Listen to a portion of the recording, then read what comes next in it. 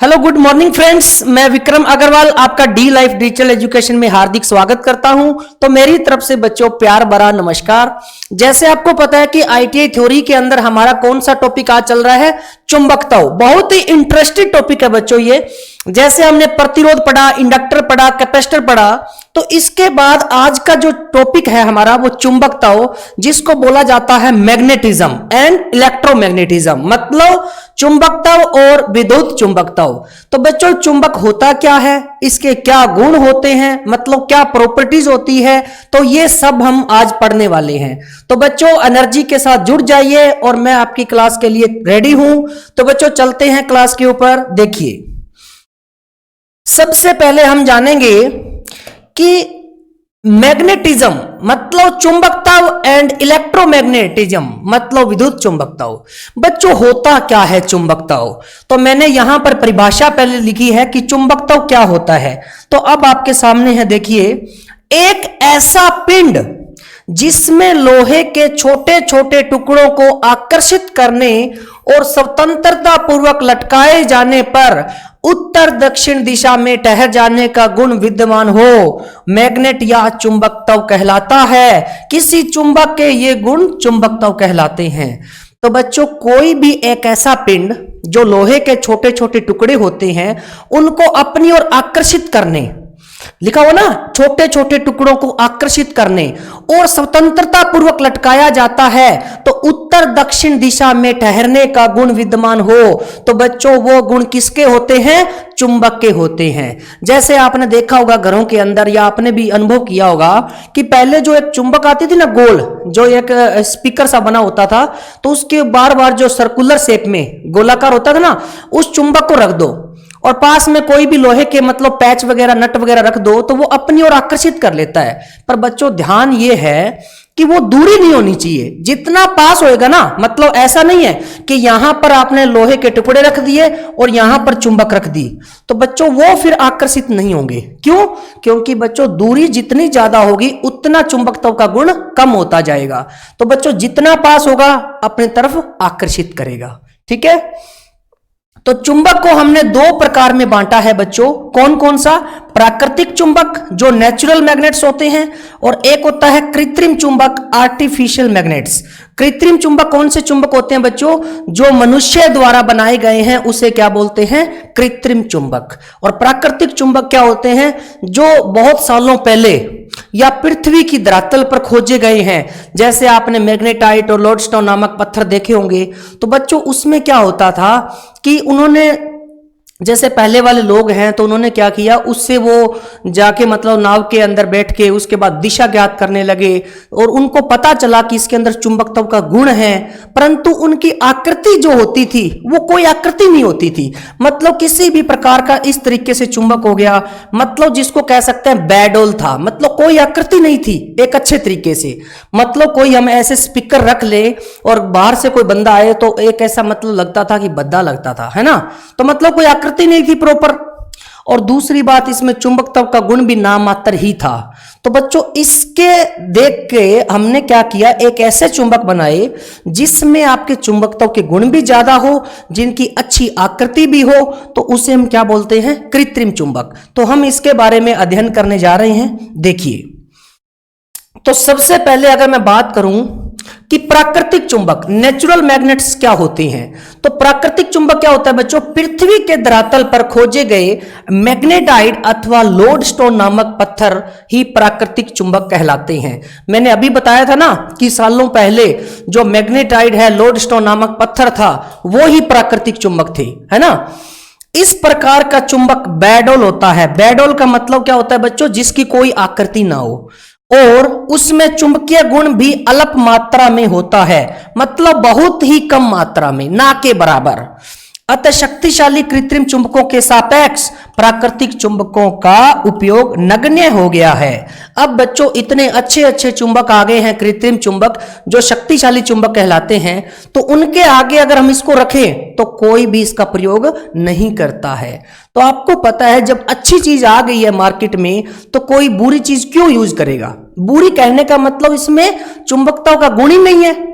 तो चुंबकत्व का गुण किस में है? कृत्रिम चुंबक में। क्यों? अच्छी अच्छी मिश्र धातुओं से बनाए गए हैं, तो उनमें चुंबकत्व का गुण भी क्या है? इनसे ज्यादा है। ठीक है बच्चों, नेक्स्ट देखिए, कृत्रिम चुंबक, आर्टिफिशियल बोलते हैं, नेचुरल मैग्नेट्स नहीं होता, आर्टिफिशियल मैग्नेट्स होता है। कौन सा मैग्नेट होता है? आर्टिफिशियल, मतलब जो ह्यूमन द्वारा बनाए गए हैं। तो आर्टिफिशियल मैग्नेट्स होते हैं, ना कि नेचुरल मैग्नेट्स। तो बच्चों, किसी कृत्रिम विधि द्वारा चुंबकीय पदार्थों से बनाया गया चुंबक कृत्रिम चुंबक कहलाता है। यह मुख्यतः दो प्रकार का होता है। जो मनुष्य बनाता है कृत्रिम विधि द्वारा, तो बच्चों उसको बोला जाता है क्या? कृत्रिम चुंबक, मतलब आर्टिफिशियल मैग्नेट्स। तो बच्चों इसको हमने दो भागों में बांटा है। एक बोल दिया स्थायी चुंबक। स्थायी चुंबक क्या होता है बच्चों? परमानेंट मैग्नेट, जिसमें हमेशा चुंबकत्व का गुण बना रहता है, उसे हम बोलते हैं स्थायी चुंबक। और एक होता है अस्थायी।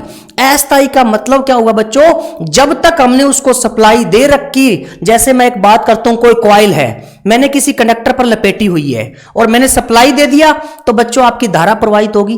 पर जैसे ही मैं सप्लाई को ऑफ कर देता हूं, तो उसके अंदर धारा भी प्रवाह होना क्या कर देगी? बंद कर देगी। तो बच्चों जब तक सप्लाई दी तब तक तो उसमें चुंबकत्व का गुण था, और जैसे ही सप्लाई हटा दी उसमें चुंबकत्व का गुण खत्म।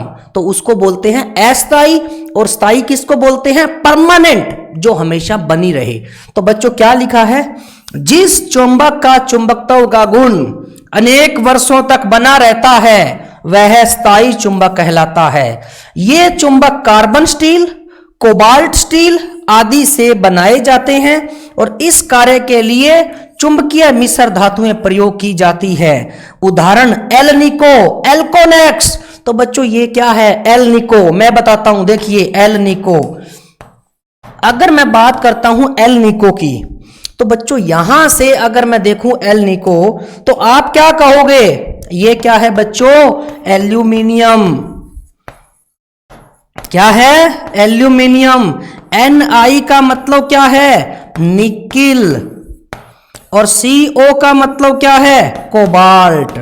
तो बच्चों अच्छी अच्छी मिश्र धातुओं से ये बनाए जाते हैं, इसलिए चुंबकत्व का गुण भी लंबे समय तक बना रहता है। इसलिए इनको क्या बोलते हैं? स्थायी चुंबक। ठीक है, तो बच्चों ये ध्यान रखना, कार्बन स्टील, कोबाल्ट स्टील, ये सब आपको पता होना चाहिए। वहां पर उदाहरण आते हैं ज्यादा कि ये किस प्रकार की चुंबक है, तो स्थायी चुंबक है।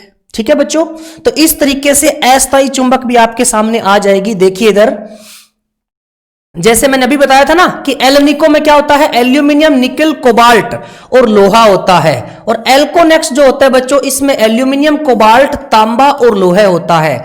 बस ध्यान रखना कि एल्यूमिनियम और कोबाल्ट तो उसमें भी होता है, इसमें कॉपर आ जाता है जिसको तांबा कहते हैं। ठीक है, और स्थायी चुंबक प्राय छड़ यू आकृति, यू आकृति की होते हैं, बेलनाकार आकृति के, हॉर्सशू आकृति और सुई आकृति से बनाए जाते हैं। तो अभी मैं स्लाइड्स दिखाऊंगा आपको आकृति वाली, कि जो ये मैंने बताया ना, यू आकृति, बेलनाकार, हॉर्सशू, सुई, निडल्स, ये सब आकृति में बनाए जाते हैं। ठीक है, इनका प्रयोग कहां करते हैं बच्चों? मापक यंत्रों।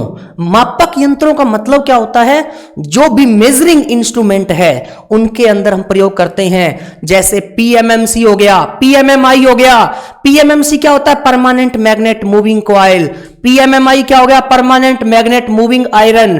तो बच्चों ये जितने भी मापक यंत्र हैं उसके अंदर हम इनका प्रयोग करते हैं। डायनमो क्या होता है बच्चों? जिसको जनरेटर बोलते हो, और उसका काम क्या होता है? यांत्रिक ऊर्जा को विद्युत ऊर्जा में बदलना। लोहे के छोटे टुकड़ों को इकट्ठा करने में, हेडफोन में, लाउड स्पीकर में और चुंबकीय सुई में इसका प्रयोग किया जाता है। तो बच्चों लोहे के छोटे छोटे टुकड़े, कई बार आपने देखा नहीं मिस्त्री की दुकान पे छोटे छोटे पैच होते हैं ना, तो वो क्या करते हैं? चुंबक रखते हैं, उसके ऊपर एकदम से सारे चिपक जाते हैं।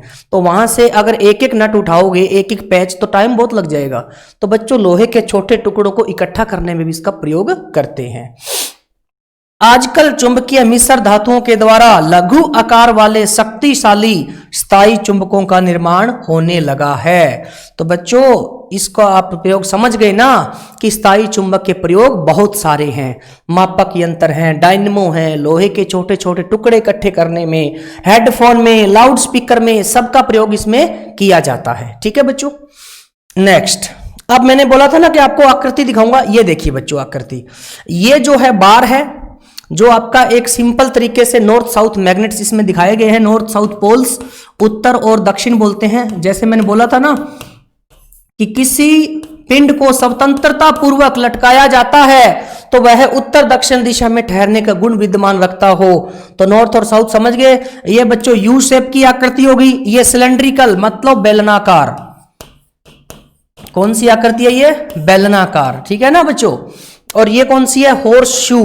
तो इसको तो इंग्लिश हिंदी में एक ही बात है, हॉर्स शू ही बोलते हैं। ठीक है ना। और ये कौन सी है बच्चों? नीडल, जिसको बोला जाता है सुई। तो मैंने आपको ये सारी आकृति वगैरह दिखा दी है जो मैंने अभी आपको बताई थी। तो इस तरीके से आकृति में ये चुंबक बनाए जाते हैं। नेक्स्ट देखिए, अब आ गया है बच्चों अस्थायी चुंबक। टेम्परेरी मैग्नेट्स क्या होता है? तो विद्युत चुंबक एक अस्थायी चुंबक होता है। जो आपका विद्युत चुंबक होता है इलेक्ट्रोमैग्नेट, वो अस्थायी चुंबक होता है क्योंकि इसके चुंबकत्व का अस्तित्व तभी तक विद्यमान रहता है जब तक कि इसकी कॉइल में विद्युत धारा प्रवाहित होती रहती है। वही बात आ गई ना बच्चों। क्या बात आ गई? अगर मैं कहूं ये एक कॉइल है, ठीक है ना, जब तक मैंने इसको सप्लाई देके रखा तब तक तो इसके अंदर धारा प्रवाहित हुई और इसके अंदर आपकी क्या बनी बच्चों? चुंबकीय क्षेत्र भी बना। ठीक है ना। और जैसे ही मैंने ये सप्लाई को हटा दिया तो बच्चों इसमें चुंबकत्व का गुण भी खत्म हो गया। तो इसका मतलब जो आपका विद्युत चुंबक है तो आप इसको कह सकते हो कौन सा चुंबक है? अस्थायी। यह प्राय तांबे एल्यूमिनियम के इनेमल्ड तार से बनी कॉइल के बीच नरम लोहे अथवा सिलिकॉन स्टील की छड़ स्थापित करके बनाया जाता है। जैसे मैं कह दूं कोई एक ये है छड़ है, इसके ऊपर आपने क्या कर दी? एक कॉइल को बना दिया। ठीक है ना, मतलब कॉइल को लपेट दिया। अगर मैं इसको सप्लाई देता हूं तो वही चीज आ गई। सप्लाई देने पर इसके अंदर क्या रहेगा? चुंबकत्व का गुण रहेगा। और जैसे ही मैंने सप्लाई को हटा दिया चुंबकत्व का गुण भी खत्म हो गया। तो बच्चों बात एक ही है। ठीक है ना। इसकी विशेषता यह है कि इसे आवश्यकता अनुसार शक्तिशाली बनाया जा सकता है और इसका प्रयोग घंटी, वैद्युतिक यंत्रों, चुंबकीय चक्कर, चुंबकीय क्रेन, मोटर्स, जनरेटर्स आदि में किया जाता है। तो बच्चों आवश्यकता अनुसार शक्तिशाली का मतलब क्या होता है? जैसे चुंबकीय फ्लक्स घनत्व होता है तो चुंबकीय फ्लक्स कितना हमें चाहिए उसके अनुसार हम उसको शक्तिशाली बना सकते हैं। उसके हिसाब से हम मिश्र धातु का प्रयोग कर सकते हैं और इनका प्रयोग हम घंटियों में, विद्युत घंटी जो होती है, विद्युतिक यंत्र जो होते हैं, चुंबकीय चक्कर, चुंबकीय क्रेन जो है, मोटर्स है, जनरेटर्स हैं, इनमें इसका प्रयोग करते हैं। ठीक है ना।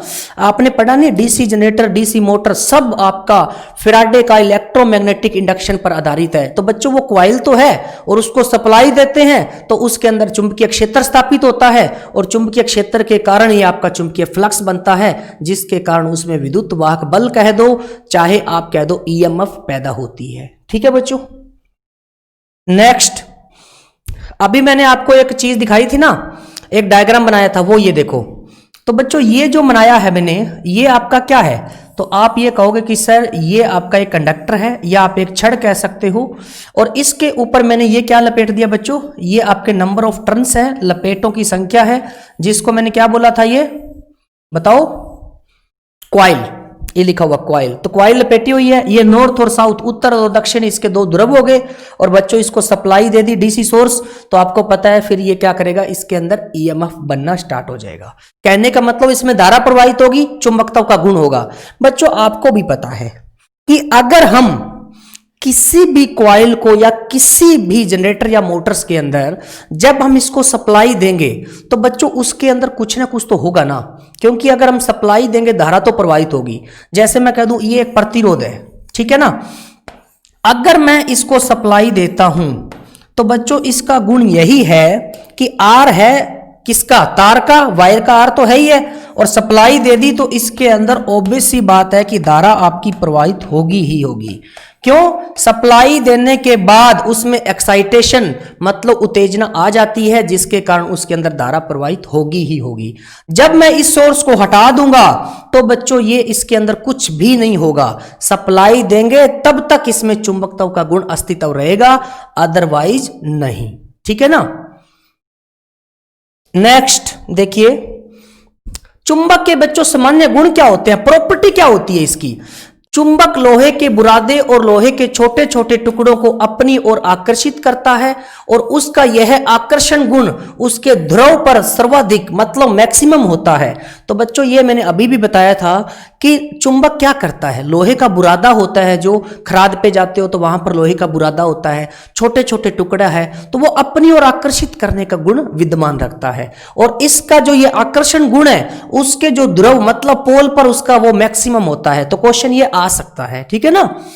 स्वतंत्रता पूर्वक लटकाया गया चुंबक सदैव उत्तर दक्षिण दिशा में ठहर जाता है। तो ये मैंने जब परिभाषा बताई थी सबसे पहले यही बताया था कि चुंबकत्व का गुण कब दिखा जाता है। एक तो आपका क्या हो बच्चों, ऐसा पिंड जो छोटे छोटे लोहे के टुकड़े को अपनी ओर आकर्षित करना, और दूसरा अगर उसको स्वतंत्रता पूर्वक लटकाया जाता है तो वो उत्तर दक्षिण दिशा में ठहरने का गुण रखता हो। चुंबक अपने आसपास के चुंबकीय पदार्थों में भी चुंबकत्व पैदा कर देता है। तो बच्चों आपने देखा नहीं था क्या, जब हम वो था, मैंने अभी आपको एक एग्जांपल बताया था, स्पीकर के पीछे होती थी ना चुंबक, तो हम क्या करते थे, 1 रुपया या 2 रुपया होते थे उसके साथ चिपकाते थे, है ना, उसके पास ले जाके, उसके थोड़ा सा पास ले जाके फिर ऊपर करते थे। तो उस एरिया के अंदर क्या हो जाता था, एक तरीके की वाइब्रेशंस होती थी, मतलब चुंबकत्व का गुण पैदा हो जाता था उस क्षेत्र के अंदर जहां हम उसके पास लेके जा रहे हैं। तो ये उसका एक गुण होता है। केवल एक ध्रुव का कोई अस्तित्व नहीं हो सकता। यदि किसी चुंबक को छोटे छोटे टुकड़ों में विभाजित किया जाएगा तो प्रत्येक टुकड़े में 2 ध्रुव होंगे। बच्चों आप बड़ी चुंबक को आप तोड़ लो, फिर भी उसके कितने ध्रुव होंगे, 2 ध्रुव। एक ध्रुव नहीं होता कभी भी। ठीक है ना। चाहे आप चुंबक को 4 भागों में तोड़ लो तो भी उसके कितने ध्रुव होंगे, 2 ध्रुव होंगे। नेक्स्ट, किसी चुंबक को हथौड़े से पीटने, कठोर फर्श पर गिराने अथवा गर्म करने पर उसका चुंबकत्व घट जाता है। बच्चों अगर आप एक चुंबक है उसको जोर से आप पटकोगे जमीन पर तो उसके टुकड़े हो जाएंगे, और अगर इसको आप गर्म करते हो तो चुंबकत्व का गुण आप क्या कर रहे हो, कम कर रहे हो। ये तो आपको भी पता है बच्चों, नॉर्मली सी बात है कि हम किसी चीज को हथौड़े से पीट रहे हैं, फेंक रहे हैं, तोड़ रहे हैं, जला रहे हैं, तो वो गुण ज्यादा थोड़ी होगा, क्या होगा, कम। 2 चुंबकों के सजातीय ध्रुवों में प्रतिकर्षण और विजातीय ध्रुवों में आकर्षण होता है। तो बच्चों ये तो आपको पता है, सजातीय ध्रुवों में क्या होता है, प्रतिकर्षण, और विजातीय ध्रुवों में क्या होता है, आकर्षण। आकर्षण का मतलब होता है बच्चों पास आना, अट्रैक्ट करना, और प्रतिकर्षण का मतलब होता है दूर जाना, मतलब रिपेल करना। ठीक है। नेक्स्ट, अब बच्चों कुछ टर्म्स है आपकी। चुंबकीय क्षेत्र मतलब मैग्नेटिक फील्ड क्या होती है, चुंबकीय क्षेत्र होता क्या है। तो बच्चों किसी चुंबक के चारों ओर का वह क्षेत्र जिसमें उसके प्रभाव को अनुभव किया जा सके वह चुंबकीय क्षेत्र कहलाता है। तो बच्चों एक बात बताओ मेरे को कि किसी चुंबक के चारों ओर का क्षेत्र उसके प्रभाव को अनुभव किया जा सके। अगर मैं ये कहता हूं कि ये मेरा नॉर्थ और साउथ मैग्नेट है कोई, और इसकी अगर मैं बात करूं, जब हम इसको सप्लाई देते हैं तो बच्चों आपको पता है कि इस तरीके से इसके अंदर क्या हो जाएगा, चुंबकीय क्षेत्र उत्पन्न हो जाएगा, और इसके चारों ओर एरिया से क्या हो जाएगा, चुंबकीय क्षेत्र उत्पन्न हो जाएगा। तो ये क्षेत्र जो है वो आपका क्या अनुभव करेगा, चुंबकीय क्षेत्र अनुभव करेगा। तो बच्चों इस तरीके से जो भी आपका चुंबकीय क्षेत्र के अंदर जो फ्लक्स बनेगा उसको हम क्या कहेंगे, चुंबकीय फ्लक्स कहेंगे। तो ये इस क्षेत्र को क्या कहते हैं बच्चों, जो इतना एरिया आपका चुंबकीय क्षेत्र से प्रभावित हुआ है उसको हम कहते हैं चुंबकीय क्षेत्र। तो बच्चों यहां पर चुंबक के चारों ओर का क्षेत्र जिसके प्रभाव को अनुभव किया जा सके वह क्या कहलाता है, चुंबकीय क्षेत्र। जैसे मैंने अभी आपको चुंबक का उदाहरण दिया था ना, कि मान लो कि कोई लोहे की चीज है या पेच है, तो हम चुंबक को उसके पास लेके जाते हैं, तो थोड़ा सा ऊपर रखना है उसे, तो ऐसे करते हैं ना, तो वो उसके पास आने का अनुभव करती है ना। तो बच्चों उस एरिया के अंदर वो चुंबकीय क्षेत्र आप फील कर सकते हो, अनुभव कर सकते हो। यह क्षेत्र चुंबकीय बल रेखाओं से निर्मित होता है और किसी चुंबकीय क्षेत्र में एक चुंबकीय सुई रख दी जाए तो वह सदैव एक निश्चित दिशा में उस बिंदु पर कार्यरत चुंबकीय क्षेत्र की दिशा में ठहर जाती है। तो बच्चों ये तो आपने अनुभव किया ही होगा, जो ये चुंबकीय बल रेखाएं हैं जो इसके चारों ओर बनी हुई है वो आपकी सदैव क्या कहलाती है, चुंबकीय क्षेत्र कहलाती है। और अगर मैं एक निश्चित दिशा में एक बिंदु पर चुंबकीय सुई को रख देता हूं तो वह उसी दिशा क्षेत्र में ठहर जाती है। ये आप प्रैक्टिकल कर भी सकते हो, ठीक है ना। नेक्स्ट, अब चुंबकीय क्षेत्र था बच्चों, उसके अंदर जो पैदा होगा उसको हम चुंबकीय फ्लक्स कहेंगे। तो ये देखिए, चुंबकीय क्षेत्र में किसी चुंबकीय बल रेखा के लंबवत तल में से गुजरने वाली चुंबकीय बल रेखाओं की कुल संख्या चुंबकीय फ्लक्स कहलाती है। इसका प्रतीक क्या होता है बच्चों, फाई, और इसका मात्रक जो होता है वो मैक्सवेल होता है, ठीक है बच्चों। और इसका एसआई जो मात्रक है उसको वेबर कहते हैं बच्चों, ठीक है। इसका एसआई मात्रक क्या होता है, वेबर, और जिसको हम डब्ल्यू बी से भी प्रदर्शित करते हैं, से भी दर्शाते हैं। तो बच्चों ध्यान रखना कि जो चुंबकीय बल रेखाएं होती है और उसके अंदर जो फ्लक्स उत्पन्न होता है उसे हम क्या बोलते हैं, चुंबकीय फ्लक्स। और चुंबकीय फ्लक्स जो बच्चों होता है इसका मात्रक होता है वेबर होता है, ठीक है। इसका एक एग्जांपल और है और एक इसका फॉर्मूला है, वो भी मैं बताऊंगा अभी रिलक्टेंस जब पढ़ाऊंगा इसके साथ, तो उनका जब कनेक्शन है तो मैं उसके साथ बताऊंगा। और यहां से बच्चों एक वेबर जो होता है वो 10 की पावर 8 मैक्सवेल के बराबर होता है। ये बच्चों आप नोट कर लेना क्योंकि बहुत ही इंपॉर्टेंट चीज है ये, ठीक है ना। नेक्स्ट, अब बच्चों चुंबकीय फ्लक्स घनत्व क्या होता है, इसको देखिए आप। हाँ जी, तो चुंबकीय फ्लक्स घनत्व क्या होता है बच्चों, तो चुंबकीय फ्लक्स घनत्व को मैग्नेटिक फ्लक्स डेंसिटी बोलते हैं, ठीक है ना। तो चुंबकीय क्षेत्र में किसी चुंबकीय बल रेखा के लंबवत तल के इकाई क्षेत्रफल में गुजरने वाली चुंबकीय बल रेखाओं की संख्या उसका चुंबकीय फ्लक्स घनत्व कहलाती है। इसका प्रतीक होता है B और इसका मात्रक क्या होता है बच्चों, वेबर पर मीटर स्क्वायर या फिर टेस्ला भी कहते हैं। तो बच्चों इसी चीज पर ज्यादा ध्यान देना है कि इसका प्रतीक B होता है और इसका मात्रक क्या होता है, वेबर पर मीटर स्क्वायर, और इसको क्या बोलते हैं, टेस्ला भी बोलते हैं। अब ये पूरी परिभाषा अगर आपको नहीं समझ में आ रही, मैं आपको बताता हूं कि जितने भी एरिया के अंदर, जितने भी क्षेत्रफल के अंदर जितनी चुंबकीय बल रेखाएं हैं जिनका मैं कह सकता हूं जिसमें फ्लक्स उत्पन्न हुआ है उसको हम चुंबकीय फ्लक्स घनत्व कहते हैं। तो ए बच्चों यहां पर क्या है, एरिया, चुंबकीय बल रेखा के लंबवत तल का क्षेत्रफल जो मीटर स्क्वायर में होगा, फाई क्या है, चुंबकीय फ्लक्स जो वेबर्स में होता है, और ये आपका बी क्या हो गया बच्चों, चुंबकीय फ्लक्स घनत्व वेबर पर मीटर स्क्वायर। फ्लक्स होता है वेबर के अंदर और ये किसके अंदर होता है, मीटर स्क्वायर, तो वेबर पर मीटर स्क्वायर, ठीक है। तो इसका जो मात्रक है वो टेस्ला या फिर वेबर पर मीटर स्क्वायर। एक टेस्ला बराबर बच्चों 1 वेबर पर मीटर स्क्वायर होता है, वो यहां से देख सकते हो, 1 टेस्ला बराबर 1 वेबर का फ्लक्स और 1 मीटर स्क्वायर का एरिया। तो आप यहां से भी बता सकते हो।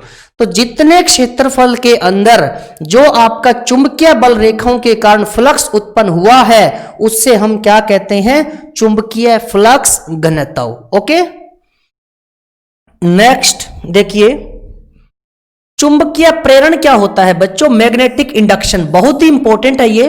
तो बच्चों जब किसी चुंबक को लोहे पिंड के निकट लाया जाता है अथवा लोहे पिंड को चुंबक के निकट लाया जाता है तो उस लोहे पिंड में भी विपरीत ध्रुवता का चुंबकत्व पैदा हो जाता है।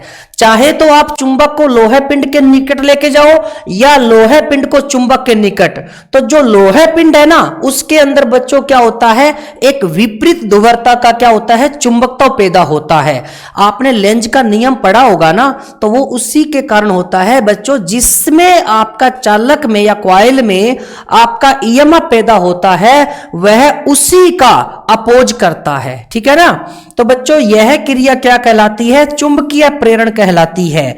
इस क्रिया के लिए चुंबक अथवा लोहे पिंड का आपस में स्पर्श आवश्यक नहीं है, केवल निकटता पर्याप्त होती है। बच्चों एक बात बताऊं, ये कोई कॉइल है, अब एक तो ये आपकी निकटता है, तो इसके अंदर क्या होगा?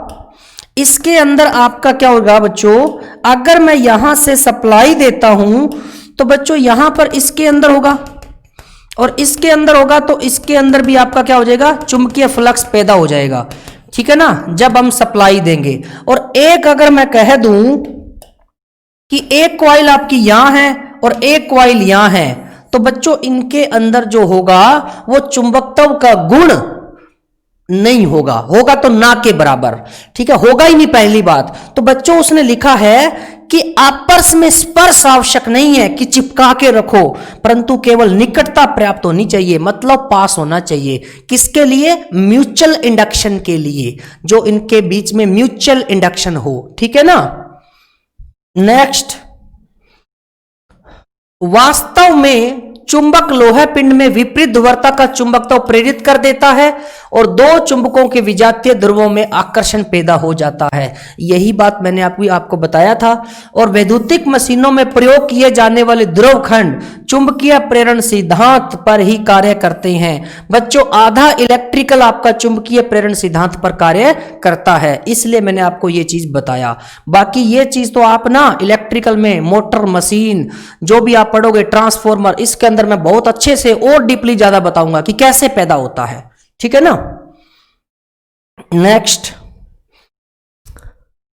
अब बच्चों एक होता है चुंबक वाहक बल, जिसको मैग्नेटिक मोटिव फोर्स या एमएमएफ कहते हैं। क्या बोलते हैं? एमएमएफ। तो इसको बोलते हैं बच्चों मैग्नेटो मोटिव फोर्स। जैसे अपना विद्युत क्षेत्र में इलेक्ट्रोमैग्नेटिक होता है ना, ईएमएफ, इसी तरीके से चुंबक के अंदर इसके अंदर होता है एमएमएफ।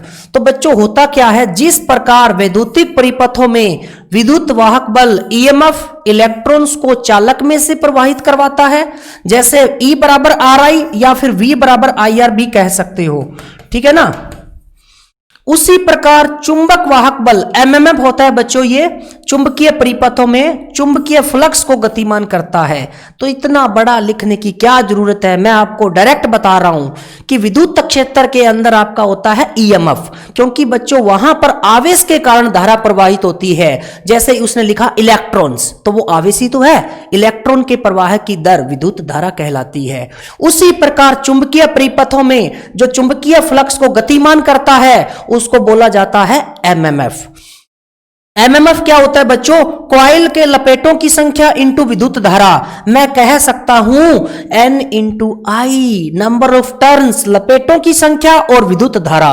जैसे मैं अगर आपको थोड़ा सा डायग्राम से बताऊं बच्चों, तो देखो ये मेरी कोई एक रोड है और मैंने इसके अंदर क्या कर दिया बच्चों, यहां पर कॉइल को लपेट दिया और मैं अगर यहां से सप्लाई दे रहा हूं तो बच्चों इसके अंदर धारा प्रवाहित होगी और ये आपका क्या है? नंबर ऑफ टर्न्स, मतलब लपेटों की संख्या। तो बच्चों जो ये धारा होगी इस तरीके से, तो मैं कह सकता हूं कि एमएमएफ बराबर तो जो आपके टर्नों की संख्या है और इसके अंदर प्रवाहित धारा है, तो N इंटू आई आपका क्या हो जाएगा? एमएमएफ। N क्या होता है बच्चों? लपेटों की संख्या मतलब टर्न्स, और I क्या होता है? धारा। तो धारा का क्या आ गया? एम्पियर। तो एम्पियर टर्न्स किसका बन गया बच्चों? एमएमएफ का। ये ध्यान रखना, एमएमएफ का क्या बनता है मात्रक? एम्पियर टर्न्स, ठीक है बच्चों। नेक्स्ट देखिए, किसी विद्युत चुंबक की कोर में पैदा होने वाला चुंबकीय फ्लक्स घनत्व निम्न 5 कारकों पर निर्भर करता है।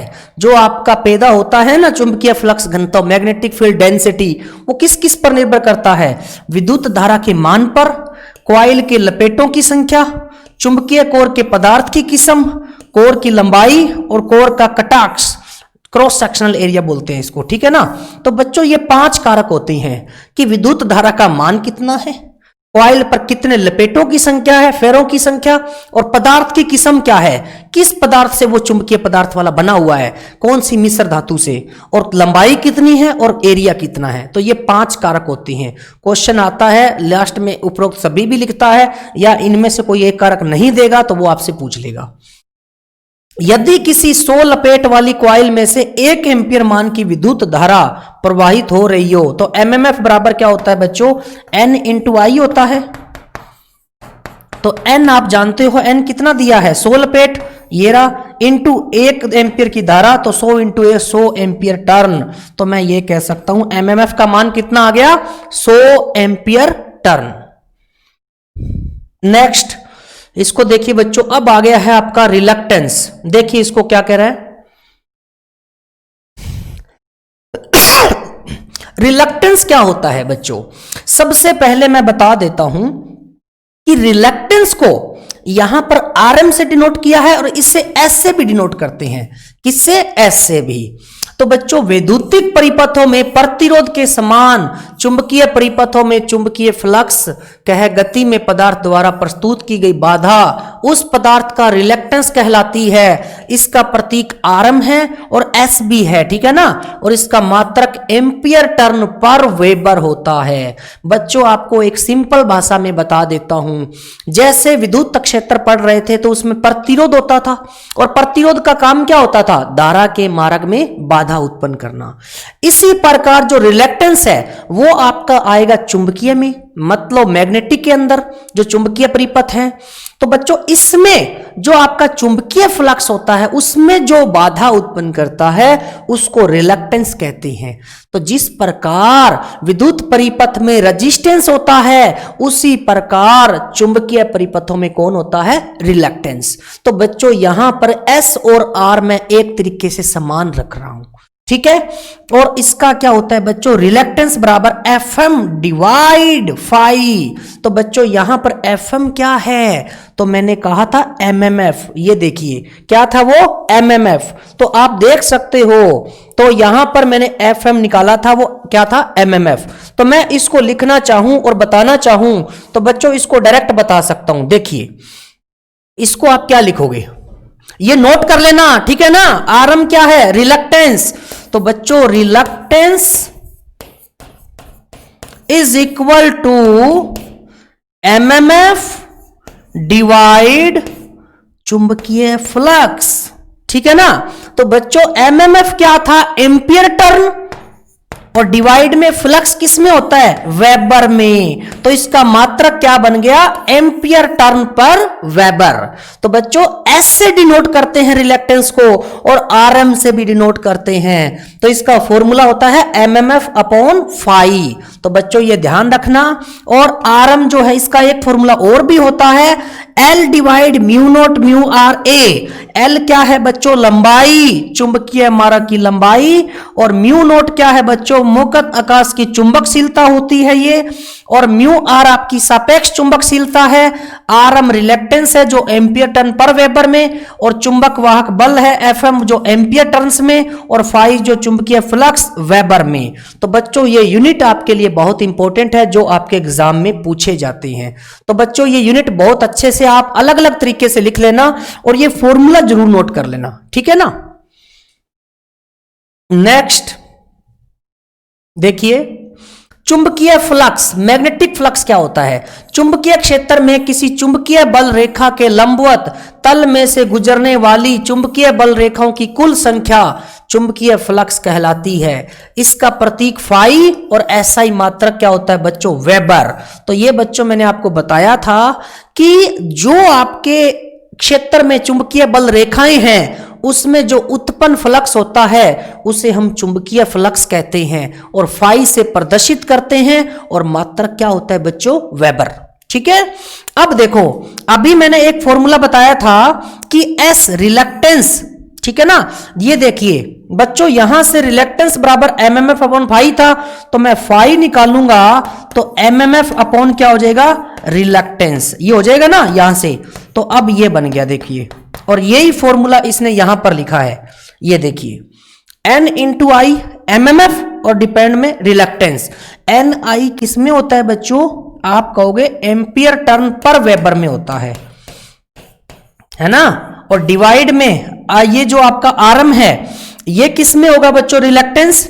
ये बताओ एमएमएफ जो होता है वो तो एम्पियर टर्न में होता है ना बच्चों, एम्पियर टर्न, और ये होता है एम्पियर टर्न पर वेबर।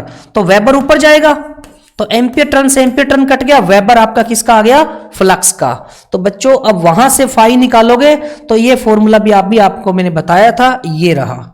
तो इस फॉर्मूले से उसने क्या निकाल दिया, ये फ्लक्स का फॉर्मूला बना दिया फाई का। तो फाई बराबर n into L into A mu naught mu R और डिवाइड में एल, ये भी आप नोट कर लेना। तो ये फॉर्मूले आपके लिए बहुत इंपॉर्टेंट है बच्चों। यहां पर लिखा हुआ है फाई आपका चुंबकीय फ्लक्स, एन लपेटों की संख्या, आई विद्युत धारा जो एम्पियर में, RM reluctance ampere turn per weber, mu naught reluctance ampere turn per weber, सापेक्ष चुंबकशीलता, और ये म्यू नोट और म्यू आर ये सापेक्ष होती है और ये आकाश की विद्युत चुंबकशीलता होती है।